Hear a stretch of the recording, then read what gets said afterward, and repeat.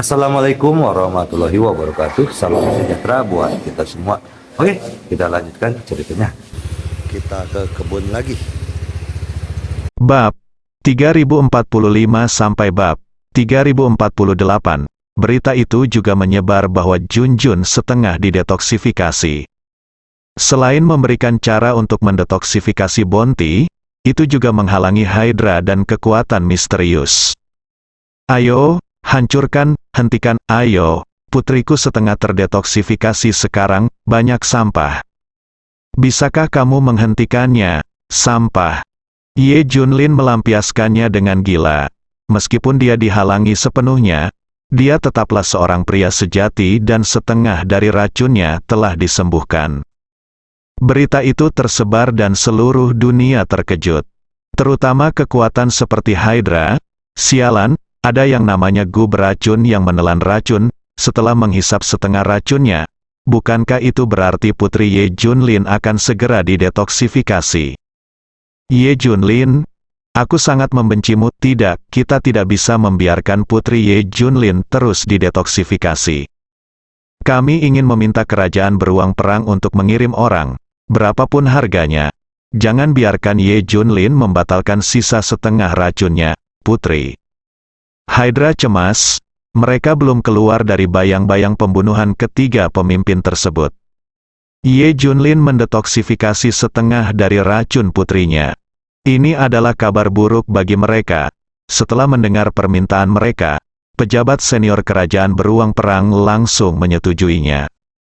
Selanjutnya, mereka akan mengirimkan beberapa dewa untuk mendetoksifikasi putri Ye Junlin. Pulau tempat organisasi Revenge Hydra berada. Semua orang kaget saat mendengar berita itu. Kami menghentikannya untuk waktu yang lama.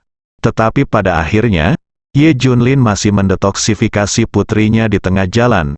Jika kami tidak memperhatikan hal ini, kami mungkin telah mendetoksifikasi dia sepenuhnya.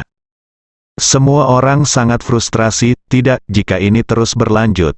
Jika putri Ye Junlin didetoksifikasi, dia tidak akan membalas dendam pada Hydra. Kita harus mencegah hal ini terjadi. Kirimkan perintah. Dan seluruh organisasi akan mulai mendetoksifikasi sepenuhnya putri Ye Junlin mulai sekarang. Mari kita kesampingkan masalah balas dendam terhadap Hydra untuk saat ini. Masalah ini tidak bisa diburu-buru, tetapi detoksifikasi putri Ye Junlin harus segera dilakukan. Ketika dokter ajaib Yan Zhangsheng mengetahui hal ini, dia berteriak dalam hatinya. Ye Junlin sangat berani sehingga dia berani menggunakan metode seperti itu. Putrinya mirip dengan Junjun, dia juga dengan tulus senang mendengar racun Junjun sudah setengah sembuh. Namun kekuatan misterius yang mengendalikan putri Yan Zhang sangat tertekan. Tanpa mereka sadari, racun putri Ye Junlin sudah setengah sembuh. Ini memalukan bagi mereka. Langkah selanjutnya sama. Cobalah yang terbaik untuk mencegah putri Ye Junlin melakukan detoksifikasi. Faktanya, Ye Junlin merilis berita tentang setengah detoksifikasi Junjun secara besar-besaran. Selain intimidasi, kita juga perlu mengeluarkan semua orang dan kekuatan misterius yang mencegah Junjun melakukan detoksifikasi. Semakin dia kesal, mereka akan semakin menghentikannya. Tentu saja, kelemahannya terungkap. Saya juga meminta orang-orang yang bekerja dengan Sun Never Sets Empire untuk menemukannya. Tapi para bajingan ini terlalu waspada. Tidak ada petunjuk yang tersisa sama sekali. Tapi kali ini berbeda. Kondisi Junjun semakin membaik. Dia bisa memulainya sendiri. Anda bahkan dapat merencanakan bagaimana Anda akan menghadapi musuh seperti Hydra dan kerajaan beruang setelah racun Junjun teratasi sepenuhnya. Ada juga kekuatan besar yang menipu dia dan kekuatan-kekuatan yang disebutkan satu persatu. Begitu Junjun baik-baik saja, dia akan datang ke rumahnya satu persatu untuk menyelesaikan rekening. Ye Junlin sangat senang sekarang, karena setelah separuh racunnya hilang, Junjun hampir kembali normal. Saya tidak lagi mengantuk, bisa berjalan sendiri, dan bisa beraktivitas normal tanpa kendala. Bahkan jika Ye Junlin menekan separuh racun lainnya, Junjun dapat mempraktikkan tekniknya sendiri. Dia percaya jika dia terus mencari jalan, separuh Junjun lainnya akan mampu menghilangkan racunnya. Itu hanya masalah waktu, babak baru Bounty telah dimulai. Yang membuat semua orang luar biasa adalah bagaimana Ye Junlin masih memiliki sumber daya. Menurut apa yang diketahui semua orang, Ye Junlin telah kehilangan terlalu banyak sumber daya selama periode ini. Yang pertama adalah urutan hadiah. Begitu banyak orang yang mendapat manfaat dari Ye Junlin. Poin kuncinya adalah dia dirampok oleh kerajaan naga hitam, diduduki oleh kekaisaran kiamat, dan dengan sengaja ditipu, dan memberikan begitu banyak kepada Daxia. Ternyata dia juga mampu mengeluarkan reward. Dari mana sumber dayanya berasal? Bagaimana sumber daya diperoleh? Bukankah rahasia ini diberitahukan kepada kekaisaran kiamat? Serangkaian pertanyaan ini mengganggu semua orang. Dan menurut intelijen terkini, Ye Junlin tidak pernah meninggalkan Daxia sama sekali. Sumber dayanya harus kosong. Tidak ada yang dikirim dari luar negeri juga. Dari mana asalnya? Sumber dayanya tampaknya diambil dan ditambang kapan saja dan di mana saja. Ini membingungkan. Yang paling penting adalah kerajaan Zanxiong sedang menatap kekaisaran kiamat. Tapi sejak kekaisaran kiamat mendapatkan rahasia Ye Junlin, mereka tidak pernah keluar. Tidak ada tindakan, tak satu pun dari mereka tahu apakah mereka memiliki sumber daya Ye Junlin atau tidak. Adapun kerajaan elang perang dan kekuatan di belakangnya, mereka tidak mengkhawatirkannya sama sekali. Mereka tidak akan khawatir atau bertanya-tanya dari mana sumber daya Ye Junlin berasal. Betapapun rahasianya, itu tidak lebih dari terkait dengan kebangkitan energi spiritual dan pembuluh darah super spiritual di bawah gletser Antartika. Tidak ada yang bisa berubah tanpa meninggalkan akarnya. Ini dia sumbernya. Sumber daya dalam jumlah kecil ini tidak cukup untuk kekuatan di belakang kerajaan elang perang. Orang luar tidak mengetahuinya, tapi di Daxia, terutama orang yang sangat mengenal Ye Junlin mengetahuinya. Di mana Ye Junlin berada, sumber daya menumpuk lagi. Jika pesawat otak Tuhan memuatnya, mungkin diperlukan 10 pesawat untuk mengisinya. Dan seperti biasa, berkualitas tinggi, siapapun yang melihatnya akan ngiler. Ini dikumpulkan oleh Ye Junlin baru-baru ini di tanah terlarang tingkat pertama di Daxia. Kualitas keseluruhan bahkan sedikit lebih tinggi dari yang dikumpulkan sebelumnya. Junjun, yang kini bisa bergerak, sedang bermain di antara tumpukan sumber daya ini. Tentu saja, lokasi sumber daya ini tersembunyi, dan tidak seorang pun kecuali beberapa orang yang mengetahuinya. Meskipun Ye Junlin tidak takut dirindukan, dia takut akan masalah. Jika tempat ini terbongkar, orang akan datang dan mengganggunya setiap hari. Ye Junlin sangat kesal. Aku takut pencuri akan merindukanku. Pencuri asing mengkhawatirkan hal ini, namun sangat sulit diterapkan. Pertama kita harus masuk ke Daxia. Belum lagi apakah ada orang di belakang Daxia. Jumlah pengawal Tiansen masih terus bertambah. Para dewa muncul satu persatu. Dia tidak berani memasuki Daxia, apalagi mengambil tindakan terhadap sumber daya Ye Junlin. Tapi pencuri di Daxia selalu memikirkannya. Itu adalah kekuatan seperti aliansi langit hitam. Meskipun mereka terus-menerus berperang dan menjara sumber daya orang lain. Tapi bagaimanapun juga, ini hanya pertarungan kecil. Selama mereka mendapat bagian dari sumber daya yang Ye Junlin miliki sekarang, mereka tidak perlu membunuh orang, mencuri barang, atau merampok orang lain. Bahkan bisa dikatakan dilakukan sekali dan untuk selamanya. Oleh karena itu, mereka sangat rakus, apalagi setelah ide itu lahir terakhir kali. Mereka telah menghubungi kekuatan besar lainnya dan bersiap untuk menelan sumber daya Ye Junlin bersama-sama.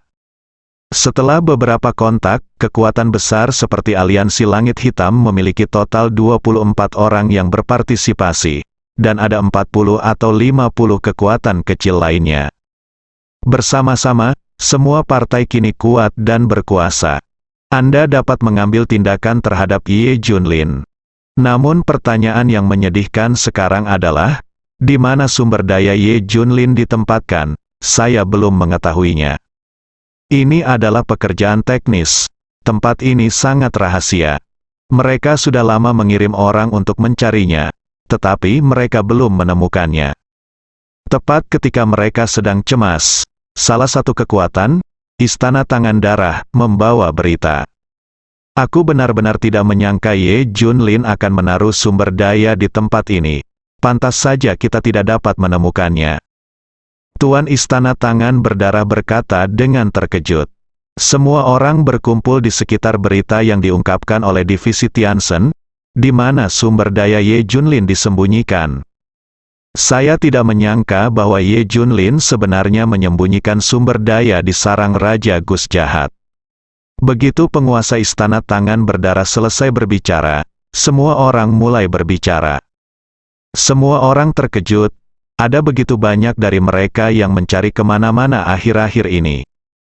Tapi tempat ini diabaikan, pegunungan di 10 penjuru wilayah Miao telah lama dihancurkan oleh Gus Jahat terkuat, dan tidak ada yang pergi ke sana sama sekali. Ye Junlin menyembunyikan sumber daya di tempat ini, dan sangat sulit bagi orang lain untuk menemukannya. Jika mereka mencarinya sendiri, mereka tidak akan dapat menemukannya meskipun mereka ingin mati. Ye Junlin adalah tempat yang bagus untuk menyembunyikan sumber daya. Pemimpin Aliansi Langit Hitam bertanya, "Bagaimana kamu mengetahui berita ini?" Pemimpin Istana Tangan Darah tersenyum dan berkata, "Orang gunung itu mempunyai rencana cerdiknya sendiri." "Apakah seseorang dari divisi Tiansen mengungkapkannya?" Pemimpin Aliansi Langit Hitam berkata sambil tersenyum. "Hahaha." Penguasa Istana Tangan Berdarah tertawa mendengarnya. Sekarang satu-satunya yang mengetahui keberadaan Ye Junlin adalah Tiansen Si. Pemimpin dari Istana Tangan Berdarah pasti mempunyai koneksi dengan beberapa orang dari divisi Tiansen. Maka kesepakatan pun tercapai. Tentu saja, itu tidak mudah lagi, kita harus membayarnya. Lagi pula, kita tidak mampu membelinya tanpa keuntungan. Selain itu, dengan sumber daya Ye Junlin, siapa yang tidak mau mengambil bagian besar? Sang Master dari Istana Tangan Berdarah melanjutkan. Bagaimana menurutmu? Semua pemimpin memandangnya. Pertama, dia memberi kita informasi. Semua orang mengangguk, kami memahami ini. Tapi apakah ada alasan lain? Kedua, dia akan mengirim semua pengawal surgawi yang berhubungan dengan Ye Junlin. Saat kita berurusan dengan Ye Junlin, para penjaga dewa tidak akan muncul. Begitu penguasa Istana Tangan Berdarah mengatakan ini, semua orang menjadi bersemangat. Yang mereka khawatirkan saat berhadapan dengan Ye Junlin adalah dewa seperti King Long akan membantu, dan mereka akan merasa sangat tidak nyaman ketika saatnya tiba. Setiap orang memikirkan cara untuk mencegah mereka mengambil tindakan. Kini tampaknya masalah tersebut sudah mudah diatasi. Ini hal yang bagus, dan penghargaannya luar biasa, dia harus diberi bagian. Kata semua orang satu demi satu, dia menginginkan 1/10 dari seluruh sumber daya. Kata penguasa Istana Tangan Berdarah, semua orang langsung terdiam.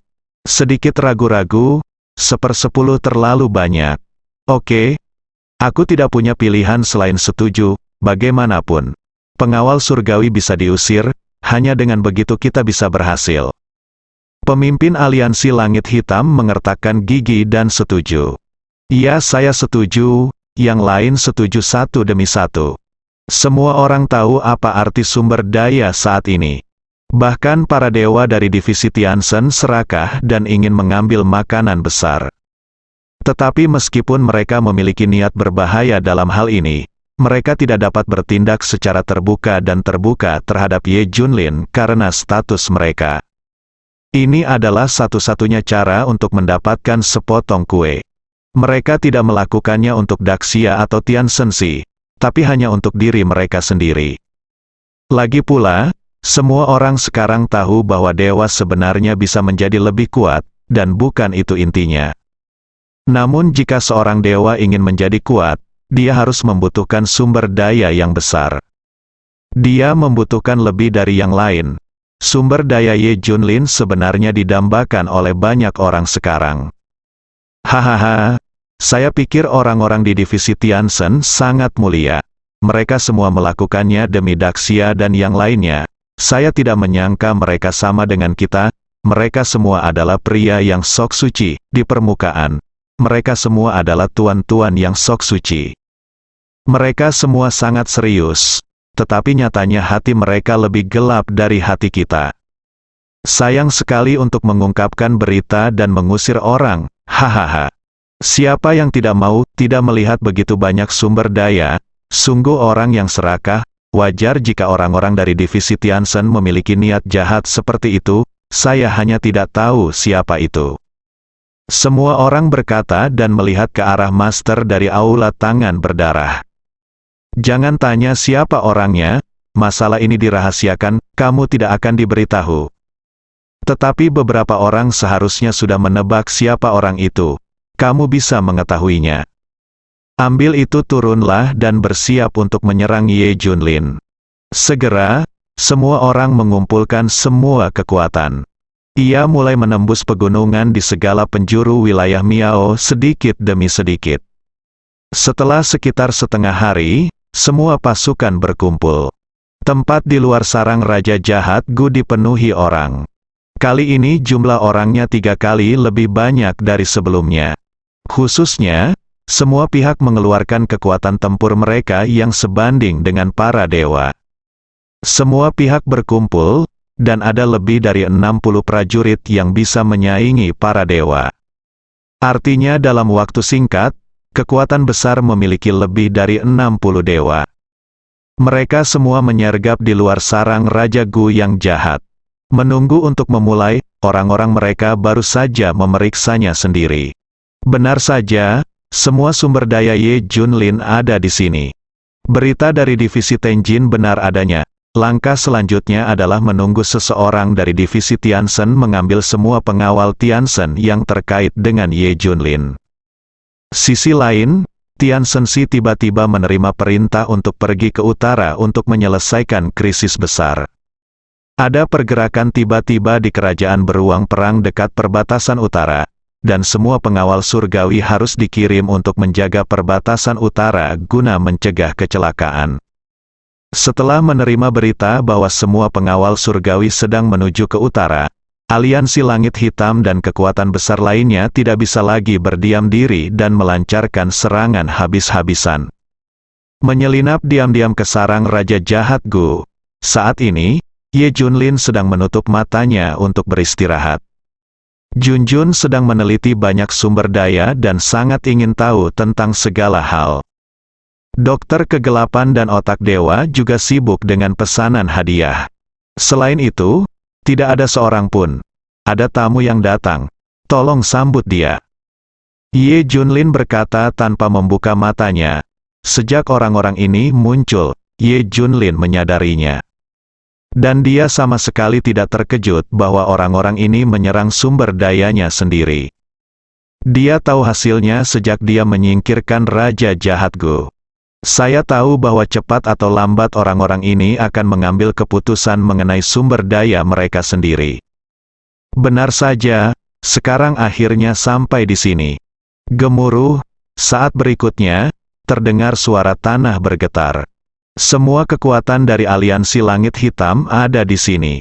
Mereka datang dari segala arah seperti banjir binatang. Kelilingi area ini dengan rapat, kedua dokter itu, Dokter Kegelapan, disela dan diperiksa. Ye Junlin masih berbaring, tidak peduli untuk melihat mereka. Sekelompok orang bergegas ke depan, dan pemimpin aliansi langit hitam berteriak, Ye Junlin, serahkan semua sumber dayamu dengan patuh, dan jangan paksa kami untuk mengambilnya. Serahkan sumber dayanya, jika tidak jangan serahkan, kami ambil saja. Yang lain kata orang satu demi satu, aliansi langit hitam, kan, ini ketiga kalinya kita bertemu. Ye Junlin bergumam pada dirinya sendiri, pertemuan ketiga. Pemimpin Aliansi Langit Hitam dan semua orang di Aliansi Langit Hitam mendengar ini dan tampak terkejut. Menghitung kali ini, bukankah harus 2 kali? Dari mana datangnya yang ketiga kalinya? Mereka tidak tahu bahwa Ye Junlin telah mengunjungi markas mereka dan memberi mereka orang dan sumber daya. Hanya saja mereka tidak mengetahuinya. Ye Junlin, cepat serahkan sumber dayanya, kamu merusak rencana kami terakhir kali. Akibatnya, kami tidak mendapatkan satupun harta Raja Jahat Gu. Kamu harus memberikan kompensasi kepada kami, sekarang kami akan memintanya sendiri. Kompensasi. Selama kamu menyerahkan semua sumber daya setelah kematianmu, kami akan segera pergi tanpa menyakiti siapapun. Semua orang berteriak. Dr. Dark merasa senang. Bukankah kamu mengatakan bahwa kamu hanyalah Ling Ran ketika kamu membunuh Raja Gu yang jahat terakhir kali? Bukankah kamu ingin menghilangkan kerugian bagi rakyat? Pada akhirnya, kamu datang untuk harta orang lain. Benar-benar sekelompok orang yang munafik. Semua orang menatapnya. Dr. Dark mencibir. Anda tidak ada hubungannya dengan ini. Serahkan sumber dayanya dengan cepat. Ye Junlin cepat ambil keputusan. Bagaimana jika saya tidak melakukannya? Suara Ye Junlin terdengar. Jika tidak, maka kita hanya bisa menggunakan kekerasan untuk merampoknya. Apa kalian yakin kalian bertiga ditambah 1 orang yang diracuni bisa menghentikan begitu banyak dari kita? Bersambung.